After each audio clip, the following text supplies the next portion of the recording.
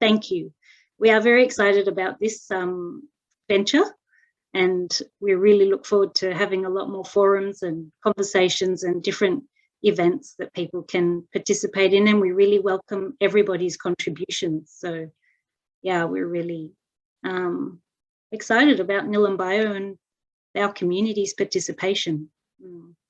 And so one of the really important things we'd like to start with is acknowledging the Indigenous people of this country and their incredible care for the land over such a long period of time, which really does mean significant understanding of seasons, of relationships, of how best humans can be in an environment and demonstrate care in ways that are nourishing for all life forms.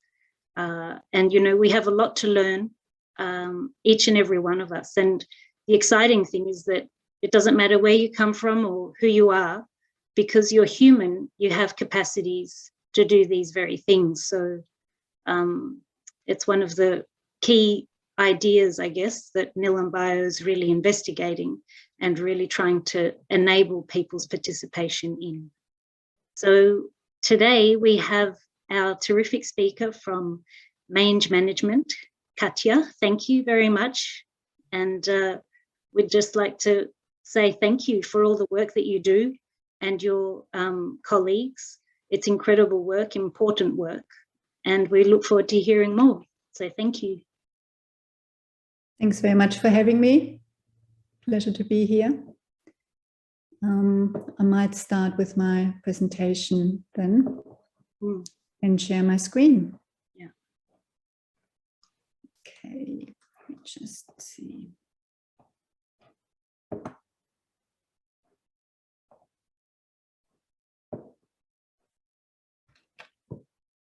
So today I'm talking about mange and other threats to wombats. You might ask yourself, why are wombats special? I mean, if you look into that wombat's eyes, you know why they're special, very special actually, but there's a few fun facts to know about wombats. For example, wombats are one of the largest burrowing animals in the world. They can also run up to 40 km an hour for a short distance only though. Wombats sleep for up to 16 hours a day. And they have cube-shaped poo. A lot of people know about that. Their incisor teeth, they are continuously growing. So they have to wear them off because they keep growing. When they're first born, wombat joeys only weigh about 1 gram. And also wombats are eco-engineers. They improve soil health by turning over and mixing organic matter. And that brings deep soils and the nutrients to the surface. In the process, they also increase water filtration, which in turn increases soil moisture. So a lot of people don't know, you know, that's what happens when wombats are digging. So it's a very valuable service to the environment.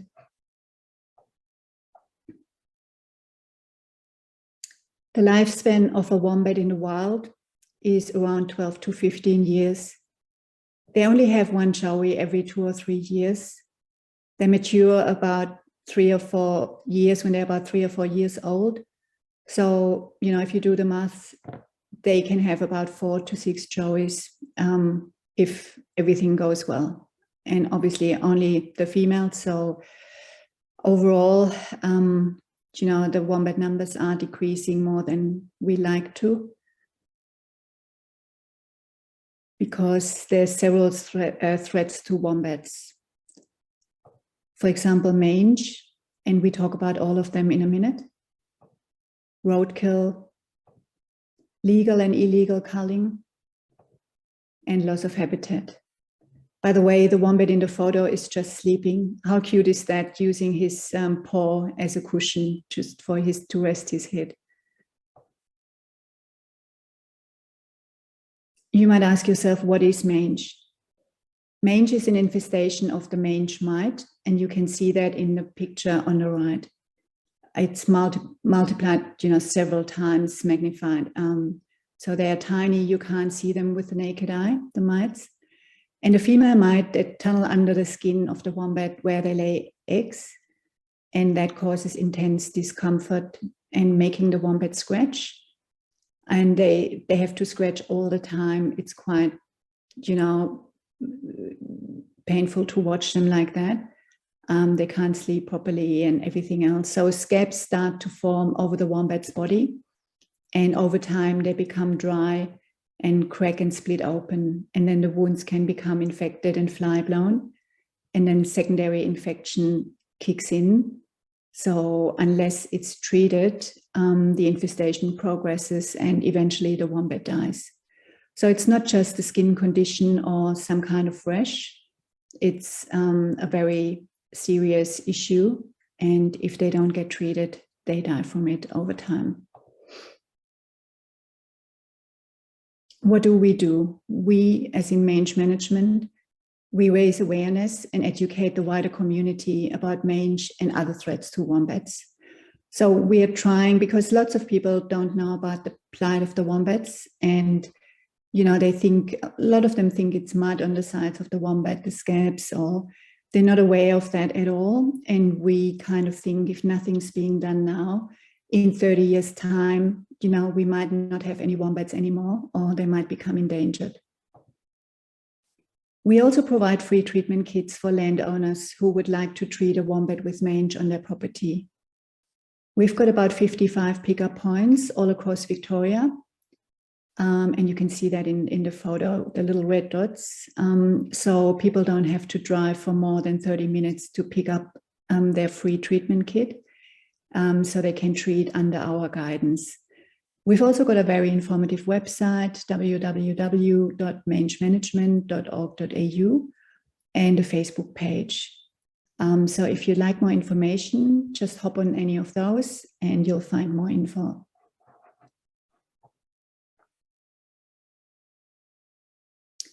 More about mange. The current standards of treatment is we use a product called Cydectin. It's a pour-on, and we use 20 ml once a week for adult wombats for about 2 to 3 months. So it really depends on how quickly the wombat responds. But keep in mind, they didn't go, downhill overnight. It took them many months to get to that stage. So it takes a couple of months at least for them to get better and healthy again. There are 2 treatment methods. One is the burrow flap, and all you need for, to set up a burrow flap is all in a treatment kit we give out. And it's a wireframe, it's an ice cream container lid. There's a medicine cup inserted where the medicine goes in, and that will be put in front of a wombat burrow, and the wombat self-medicates when they exit or enter the burrow. And we've got one here, a video, and you can see how that works. So that wombat is just going into the burrow, having a bit of a sniff. And then he goes in and it just tips on its back. So I'll just play the video again. If you look closely and you can see the medication from the middle of the flap spilling onto the wombat's back. And that's where it needs to go, because that's where the healthy part of the skin is, and the medication can get absorbed into the skin.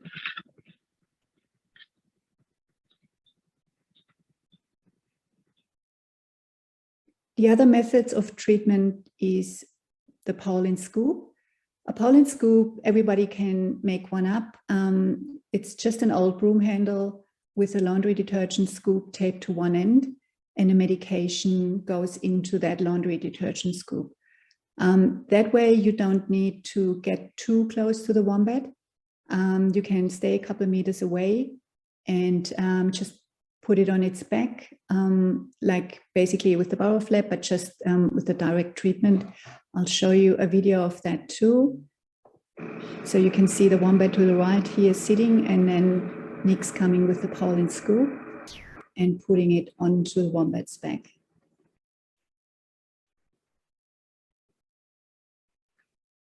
This way of treatment is the best because you know that the wombat got the treatment and that you get the right wombat, because sometimes wombats can switch burrows. They've got about 3 or 4 different burrows, sometimes more. Sometimes they use them only for one night, sometimes they use them for several nights. So the way with the, if you can treat with the pollen scoop, that's always best. Often the wombat goes back to their nocturnal behavior after about 3 or 4 treatments, and then you have to revert back to the burrow flap.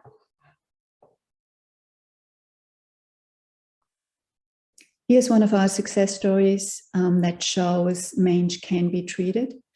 There was a mom and her baby, both suffering from mange. And as you can see, it looks really horrible with all the scabs, and some of them have cracked open and, must be really itchy for both of them. And we treated them, and you can see to the right, how well they look and the new fur coming through where the scabs used to be. So on the top right-hand side, that's the mom, and she was called Tulip by the landowner, and Poppy was the baby. And you can see how the new fur comes through after about 5 treatments for the baby.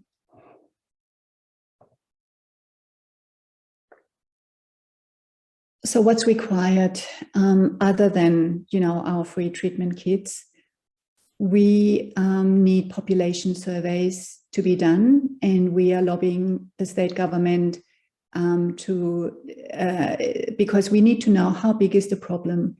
We don't know how many wombats we've got in Victoria, and we don't know how many of them have mange, and we don't know how many we have lost in the last 20 or 30 years already, but numbers are definitely declining. We need more research because there's a lot of things we still don't know about mange. We also, would like to have a better or shorter treatment, like a one-off treatment. And there's something being developed at the moment, I'm happy to say, which is in field trials at the moment, and which will be a lot better because it could be either one-off or, a couple of times treatment, but not as long because they don't necessarily show up every week for their treatment. So it's always good to have a shorter treatment if possible. Other than that, innovative ideas like the multi-doser Nick has come up with, which is, just a bird feeder, and it only gives a little bit doses a little bit every time the wombat goes through. That's ideal if you have multiple wombats or a mom and baby situation. Then we also have Mouse Track, which is basically a burrow flap on steroids. It has sensors in there, and it can actually recognize whether it's a wombat or a fox, for example, going through, and only dispenses the liquid if it's a wombat, and also then won't dispense anything anymore until 7 days later. So it's kind of a bit of a set and forget.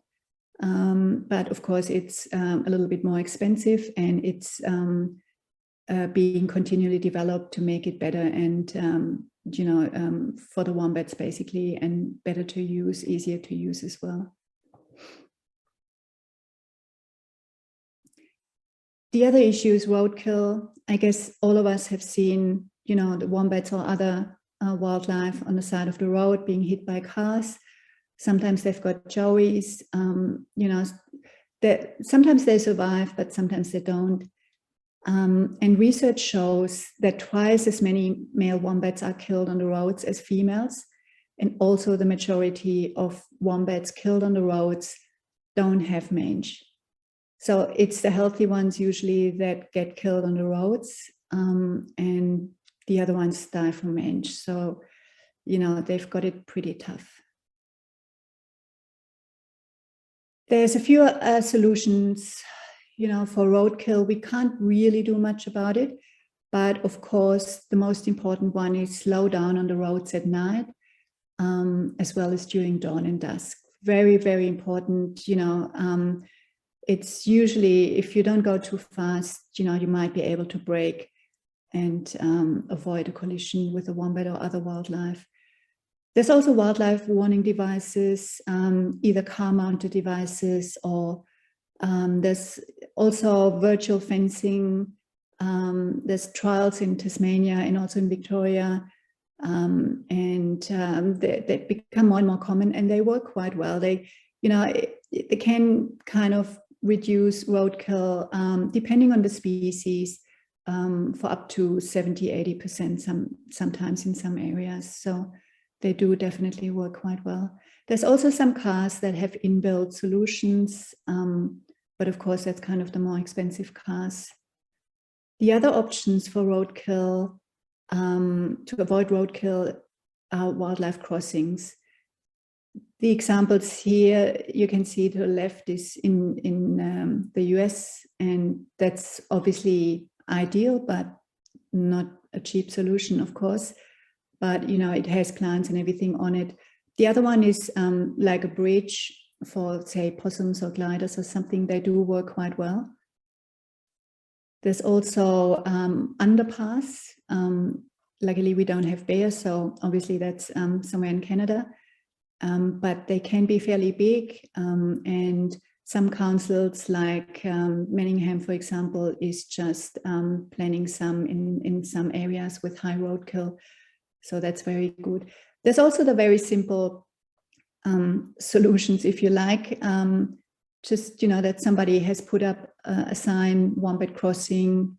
They made up their own warning sign with a wombat drawn on it, which is kind of cute. And, just that somebody cares that much to set up their own sign. Yeah, a big issue is culling of wombats, and the state government Department of Environment called DELP, they give out, you can see here over the years, every year up to 4,000 permits for mostly healthy wombats to get culled by farmers, which is really difficult because we fight so hard to save every single wombat. And then, the department gives out permits. They're called ATCW, Authority to Control Wildlife. And we are working with the government as well to try and find other solutions for farmers. Because there is, for example, not only education, of course, that's important, but there's things like wombat gates they can use. Doesn't even have to always be the expensive steel version. It can be something like the swinging log. A goat farmer has actually come up with that, and his goats weren't able to push the log, so they couldn't escape, but the wombats could push it and could still get in and out. So that was a very brilliant solution, and we are working with the government to so they can offer those solutions to the landowners and try a non-lethal method first. Loss of habitat is a big issue. As you can see in that on the map here, the lighter colored areas is where wombats used to be before European settlement, and the darker colored areas where they are now. And for example, like the northern hairy-nosed wombat, we all know they are threatened. There's only a couple hundred left, and there used to be a lot less left, and they're very protected. And you can see how widespread they were once, nearly to the border of Victoria down there. Same with it's still called common wombat. We prefer to say bare-nosed wombat nowadays because they're not really common anymore. So they're called bare-nosed wombats. They, you could only still find them up in Brisbane and also in Western Victoria, and you barely find them in Western Victoria anymore at all. So the population have definitely shrunk, and, due to loss of habitat mainly. And we sometimes find them in really weird places. There was one with mange we treated just in a new housing estate, and they just get pushed out more and more, and lose their burrows, lose their habitat. That one on the right, you can see me here. That was found wandering in the middle of Pakenham. And if you know Pakenham, I mean, that's actually the outside of a shopping center there. And it was a healthy wombat. There was a new housing estate. Pakenham has grown a lot. And that wombat has found himself without a home and was wandering in the middle of the town, one Monday morning at 7 o'clock. So we had to catch him and, find a new home for him far away from the town.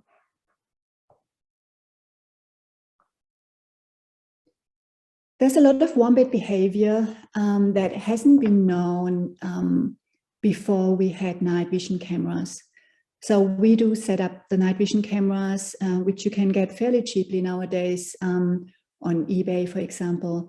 And it's so valuable what we learn by setting them up. Not only we do monitor the progress as well of wombats we treat for mange, especially when they return to their nocturnal behavior. But along the way, we learn a lot of other things. And I'll play you a video here so you can see for yourself.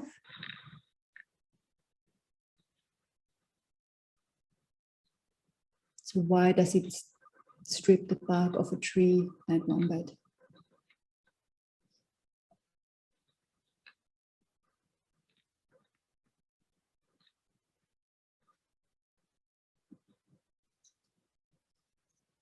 Then it drags it back to the burrow. You can see that burrow to the left there in the video.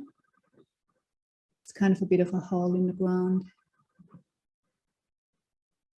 And she's working really hard to get all that bark back there.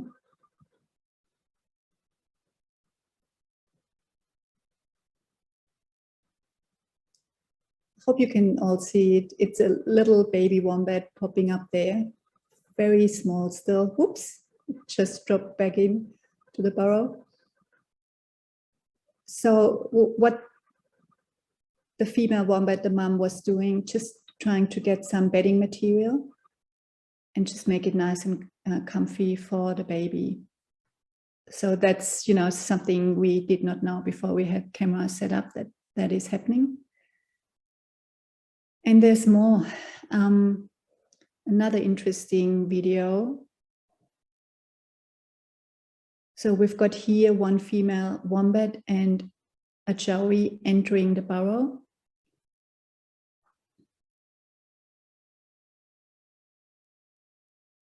And then we could not believe our eyes to see the female coming out again with two joeys, which is quite unusual. Wombats can have twins, but usually the pouch is not big enough to have both develop fully. So that would not be twins, most likely. But we kind of think that because that burrow has been used by at least 4 or 5 different wombats, that they have a bit of a crash going, and that mom was taking another baby out with her to play or something. We can't really explain it, but it looks a bit like that.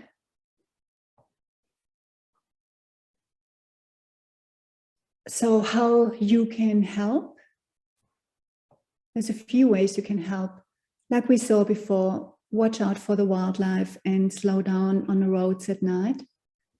If you see a wombat with mange, then please report it to us via our website, www.mangemanagement.org.au. Also, it's important, if you live somewhere where you've got wildlife, learn to live with the wildlife. There's, so many things that can be done. And if you have them in your area, and it's just really nice to have them around.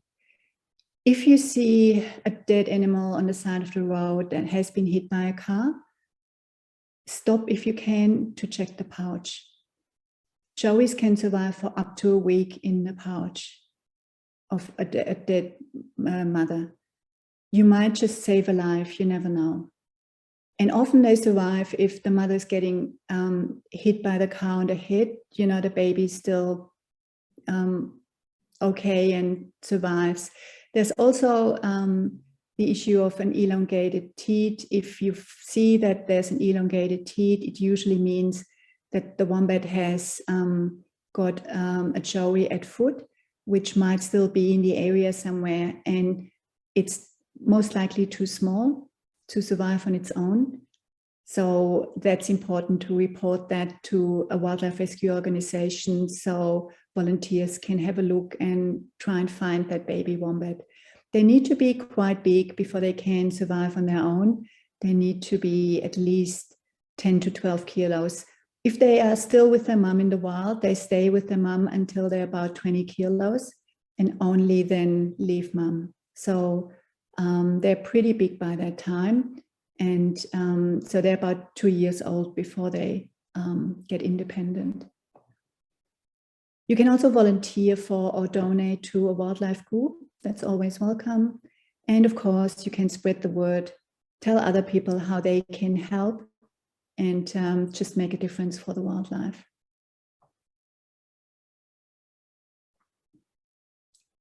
Any questions? If you've got any questions, please put them in the Q&A, and then I will read them and try and reply to them. Thank you very much, Katja. That was beautiful, interesting, and, you know, just really tells us how much we all can do to support the well-being of our wildlife. And I'm not sure if anyone has any questions coming in. There's one in Q&A, a couple. How heavy would the twins have been? Yeah, good question. I think probably 6 to 8 kilos, I'd say, from the size from the video. So they would be too small to be on their own, but they usually stay in the pouch and emerge from the pouch when they're about 2.5, 3 kilos. So they would not be in the pouch anymore. They would be at foot. So I'd say about 6 to 8 kilos. Also, the often mums let them back in the burrow, and I find it fascinating how they communicate to the little one. No, you have to stay back. I actually watched that only a few weeks ago. That the mum was basically calling the little one out from the burrow, and the little one came out of the burrow where mum was already. And then she turned around and walked away, and the little one stayed put, like maybe a meter or two away from the burrow. It was really interesting to watch. I'm not sure how they can communicate with each other, but they seem to be able to do that. And do you have sound recordings on the cameras or separately? Yes, we do. And we know they can make sounds. They make sort of like a huff noise, for example, and things like that. But it's not kind of known, like there must be more to, you know, communication wise. And it's just one of the things, I guess, we don't know how they do communicate. Thank you. There was another couple of questions. How large can the burrows be? Yeah, that's a really good question. So usually a burrow, well, not usually, but they can be up to 30 meters long, and they can have several sleeping chambers. So basically, you know, they can also have a back exit or two. And often they've been dug by generations of wombats over many, many years. And, you know, it's quite, wombats have always been thought to be solitary animals, but with the cameras we are seeing, it's interesting in some areas that they seem to be a bit more social, if you like, and they, you know, they live together and share a burrow. Whereas in other areas or other wombats, they don't like that. They are quite solitary, but you can't say in general they're all solitary. And I'm also just wondering, every time we have quite a bit of rain coming and the level of the river rises. Yep. Quite often I wonder what happens to those burrows that are right up close to the riverbanks and they appear to be underwater areas. What happens to those? Yes, I'm actually getting worried too. I always find flooded burrows in some areas close to the Yarra, for example. And after we had, lots of rain or flooding or something. And unfortunately, only back in June when we had the flooding, I've actually found a dead baby wombat, which I presume has drowned. I think wombats are usually pretty good and know when the water's rising or coming in. And I've actually seen wombats swim, so they can swim if they need to. They wouldn't choose to if they don't have to, but they can swim. Sometimes they also have water puddles in the entries of the burrows, and they kind of go through or, almost swim through if they're quite deep to get to the drier back part. So that is possible, but I think most of them would leave the burrows when they kind of feel or, sense the water coming up. I just see a question from Janet as well. She said that the mums enter the burrow as those, but the baby not. Usually it's a problem with the normal burrow flaps that babies miss out, and mums are usually entering and exiting burrows first, and then the baby follows. And that's why we have, for example, the other burrow flaps like the multidoser or the mass track, because they can treat multiple wombats. In this case, though, the babies didn't have mange and they didn't need treatment, so it was all good. And thank you. There's another question.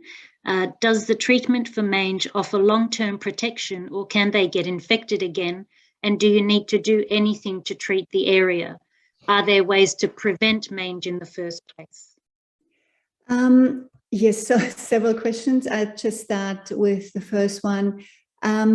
It does not offer long-term protection as such. Research has shown that the immunity level is higher despite it being a parasite, but they basically need to catch more mites, or more mites need to latch themselves onto the wombat to get infected again than the first time. So if they've been treated successfully, it's harder for them to get mange, but they can get infected again. And I compare that with when a kid, for example, has head lice, right? And you treated the child for head lice, and it's all fine again, and then a week later it sits in the bus next to another kid with head lice, and it, if it's unlucky, it can get head lice again.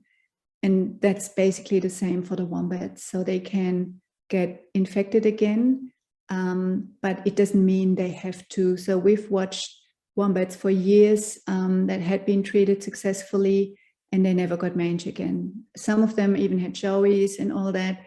So it doesn't necessarily mean they get it again, but if they're unlucky, they can. And there's not really anything we can do to treat the area. The mange mites are just in the environment like fleas and ticks.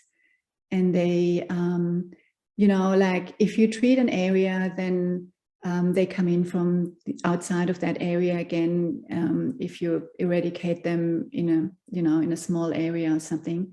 So there's not really anything you can do or, prevent at the moment. I guess, more research is needed, but it's the same, or for dogs, for example, with fleas, you can't really eradicate the fleas completely from the environment. And dogs can get fleas, you can treat them, and, they can be unlucky and get fleas again.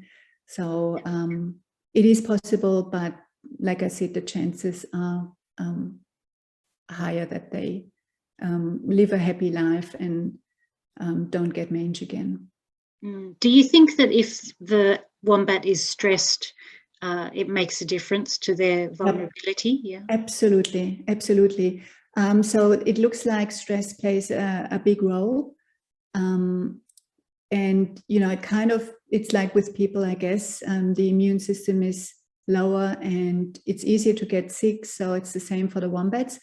And wombats don't really show when they're stressed. They seem to be such sturdy, you know, animals and everything, but at the end of the day, they get stressed like any other wildlife. And especially if they lose their habitat and then maybe have to share, you know, burrows, or there's a bit of, you know, too many wombats in one area because they need several acres to, you know, it says between 5 and 20, but up to 50 acres of habitat for one wombat. So it is quite a big space. And if there's too many wombats in one area, you know, they can get stressed as well, and then more likely to get mange, yes. And so other than, you know, trying to prevent habitat fragmentation, what other things could we as individuals do and Nillumbio do as a shire? I think what's really important are wildlife corridors, to, you know, always count that in. Think about the, you know, what I talked before, how to prevent roadkill, for example, with virtual fences and other things, because it is a big problem in the Shire. I know that. And, you know, it's just, we need to do something, educate the community as well on, you know, why do we need the wombats? And, you know, they're not just pests or bulldozers of the bush, but they are actually the eco-engineers, and we can't really afford to lose this iconic Australian animal. So we really have to try everything to protect them. Absolutely.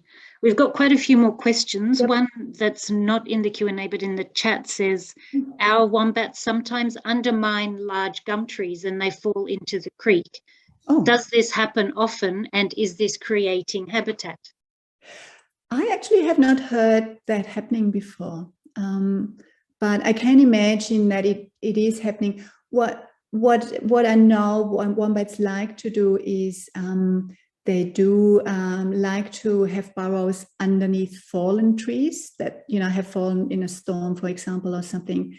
But I'm not aware that they would cause that to happen. Saying that, we had on our Facebook page just a few weeks ago, if you want to look that up, an interesting photo sent through from a landowner that showed a wombat living in a tree, like the burrow was in a tree, but a wombat would not have been able to actually hollow the tree out like that. It must have happened another way, and the wombat just saw the chance and, you know, used that tree as a burrow, and the landowner has been able to set up actually a burrow flap in front of that tree burrow, which was quite nice. So fantastic.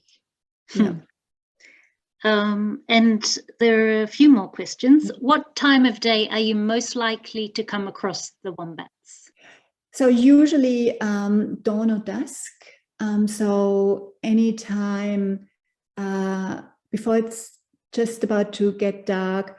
For example, last night on an evening walk, there were, like, you know, at the moment, I guess it's probably 5:30 or later, 5:36 when they start to come out. It depends a bit on the weather. Also in winter, you can see them out a lot earlier sometimes. So I've seen some out at 3 o'clock in the afternoon in the middle of winter on a cold, sunny day. And what they do is they sunbath themselves. They try to warm up a little bit. And they're just usually a couple of meters away from their burrow. And they just bath in the sun. They're healthy. You know, people think something must be wrong if a wombat's out during the day. And often there is, but not always. But, you know, if you're unsure, always check with your local wildlife group or us to see whether, you know, there could be a problem. But I've seen totally healthy wombats just sunbathing out, like I said, at 3 o'clock in June or July. So that's a good time if you know where burrows are to, but just give them space. Don't get too close, and just watch them from a distance. And it's really nice to just sit there and watch them if you get the chance. And in terms of their senses, which of their senses do they rely on most strongly, if any, more than others? Yes, very good question. The wombats don't have good eyesight at all. So they can't see very well. But what they do really well is they can smell pretty much anything, and they hear really well too. So if you treat a wombat, for example, with mange, you got to make sure you come from downwind. You often what we do is we let the car running if that's close by to where the wombat is located. We want to treat. So, you know, if the wombat's kind of used to the sound of cars, then it won't hear you sneak up to it. I often remove my shoes even because their hearing is really, really good. So that's, but like I said, eyesight's not very good. Thank you. And there's a really good question here as well. Are there any earlier signs to look for before it gets to large scabs and broken skin? Yeah, absolutely. Great question. It's a bit difficult because if they are, it kind of starts with what we call tiger stripes on the sides of the wombat. So it's only like, you know, fine lines, like gills almost on the sides of the wombats. That's where it starts. It really starts on the belly, but you know, you can't really see that. So on the sides, that's the first signs. But at that stage, we call it the early stage of mange. The wombats are still nocturnal, you know, they don't feel too bad. That kind of only starts happening when it progresses to a more advanced stage and the scabs are forming. And that's the stage where people see them because they come out during the day, and, you know, and then people realize that they're not well. Difficult. What is the role of foxes in spreading mange? Yeah, another good question. Foxes can be a vector. They can carry mange and spread it. However, they're not the only ones to blame because, for example, in Tasmania, they don't have any foxes, but they've got a big problem with mange and wombats. So there's a lot of other ways, and unfortunately, not all of these are known at the moment, how it spreads. Mites can survive in ideal conditions in the burrow, and unfortunately a burrow has pretty ideal conditions because mites like it moist and cool. And in ideal conditions, they can survive without a host for up to 2 weeks, sometimes a bit more. And then, you know, if they find another host in that time, and look, you know, wombats are not the only one getting mange. It's 100 species across the world.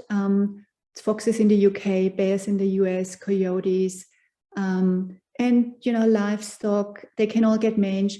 But for like livestock or even dogs or something, it's really easy to treat. Whereas in wildlife, it's always a bit more difficult to treat. And given all of that, how is mange management resourced? And can we encourage people to support your organisation, and in what ways? Yep. So we did never get funding from the government until this year, actually.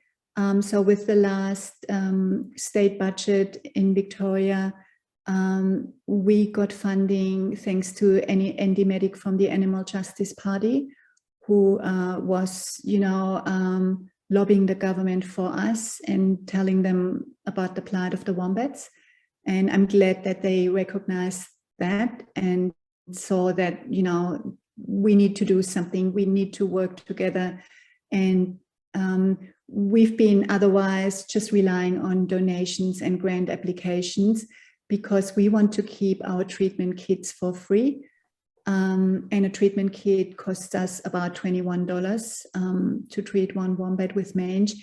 And but we want to keep them free because that way a lot more wombats get the chance of being treated. So that's very important for us to make sure that they, because it's not like a pet. It's people are happy to treat, but not necessarily happy to pay for that. So that's our big aim, to keep the treatment kits free.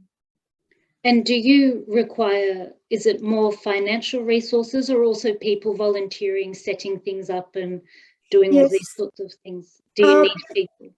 Bit of both, really. It depends where people live. So, if they live too far away, it's a bit difficult because, if you treat one wombat on a property, the program really works best if the landowners can treat themselves.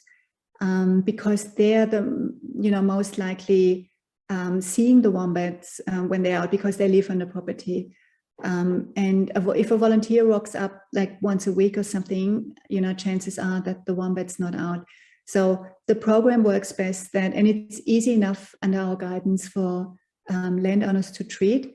And that way we can treat many more wombats because we are all basically working full time. Almost all of us, and so we can't drive around the state and treat one wombat after the other, and do that on a weekly basis as well, and keep going back and all that. So that's not possible. But sometimes we do need volunteers to, especially sometimes even for admin tasks as well, but also for in-field treatment. If they live in an area where we need volunteers, and for example, a landowner can't treat themselves because they're elderly or not mobile, or it's the wombats on public land, then that's where volunteers come in. But I've also got to say, in some areas, like parks, big ranges are really good in treating wombats themselves under our guidance as well. So that's really good, and that's why we don't continuously need in-field volunteers, but at times we do. And do you put a call out? How would people find out? Yeah, they can always get in touch with us and see if they're interested in volunteering. Just shoot us an email, and then we'll get back in touch with them and find out, how, what they would like to do and how they could help us. It also depends on their experience and skills and what they like to do, because if somebody lives in the middle of the city, then they might not be able to drive for an hour or two to where the next wombat is. That's just not really practical, but they might be able to help in a different way. They could help manning our phones, or writing grant applications, or whatever they their skills and what they like to do, and if we need someone with those skills, then they can happily come on board. I mean, you can basically never have enough volunteers. It's just that we don't always have continuous work for in-field volunteers, because we can't control, obviously, which wombats we get reported and where they are located. Thank you. And there's another question from my terrific mum. Roadkill, are there any particular spots identified as of major concern in Nillumbio? Oh yes, definitely. There's some areas, for example, around St. Andrews, up to King Lake. That's a pretty bad area where a lot of wildlife is killed on the roads, and that's where something should be done, because we are just losing way too many in that area. But there's also some other areas. It's usually the main roads, and but also sometimes they can be unlucky, and it can be a side road, and look, sometimes you can't do anything about it, because you come across a bend, and even if you don't drive fast, it can happen. But I guess if you drive and you're aware that animals could be on the road, then and there's also, I guess, intentional running over animals, which we have seen there as well. So that's not good either, but that's definitely one of the hotspots for roadkill. I know, I'm aware of a wildlife roadkill app that people can record animals. Do you know, does Nillumbio Council or any other council make use of these things to try and identify these hotspots, let's say, and action something in response? As far as I'm aware, not really. There is, like other states, like Tasmania, for example, they're a bit more advanced like that. They've got a dedicated wildlife app where you can report roadkill, and then they see if they can, say, put up a virtual fence, or Manningham, for example, Jumping Creek Road, if anyone of you knows that, that's a pretty bad area too. There's a little bridge there near Jumping Creek Reserve at the Wombat State Park, and that's an area where council, but Manningham is looking into putting in underpasses in the next few months, and some overpasses as well. So there's different things happening, but it's always a good idea to talk to your local councillor and try and get them on board to, you know, talk to them about it and see what can be done in your area. Okay, and there's a follow-up question, and that's actually something that we might also pursue through Nillumbio and try and rally some change for that to happen. There's another follow-up question. Are there any signs now in the St Andrews area where roadkill is known to occur? Has council been responsive to that? As far as I know, the issue there is that it's not only council, but also Vic Roads that is responsible for the main road, say the Heidelberg-Kinglake Road. And so it's not necessarily only the council, it's Big Roads that need to come on board. But at the same time, I know there's, you know, groups and things in the area that are looking and engaging with Big Roads and having meetings to try and, you know, have better outcomes for wildlife. Terrific. Thank you. I don't see any more questions from anybody. So I think that's all. And if anyone thinks of a great question, or just any question, after we finish up, feel free to email us and we will pass it on. And yeah, we will certainly be in touch again, and have a look at our website for other forums coming up and other activities. But just a really big thank you, Katja, for joining us and sharing your insights and those terrific videos. We really appreciate it, and the work that you do, really terrific. Yeah, thank you very much. Thanks for having me and for helping spread the word. Yeah, it's a pleasure, and we'll be in touch, and we'll continue working together and, you know, spreading the word around the community. Thank you. Thanks so much. Thanks. And thank you all for coming along. Thank you.